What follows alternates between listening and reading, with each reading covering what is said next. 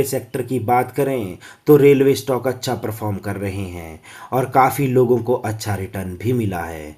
Stock की बात करें तो आईआरएफसी पिछले एक साल में अराउंड 500 से 700% तक का लोगों को रिटर्न मिला है। आरवीएनएल की बात करें तो उसमें भी लोगों को 200 से 300% तक का रिटर्न मिला है। रेलवे के म्यूचुअल फंड की बात करें तो इनमें भी अच्छा रिटर्न देखने को मिला है, जैसे कि quant PSU fund, quant momentum fund, Invesco India PSU equity fund, Samco special opportunity fund, HDFC defence fund.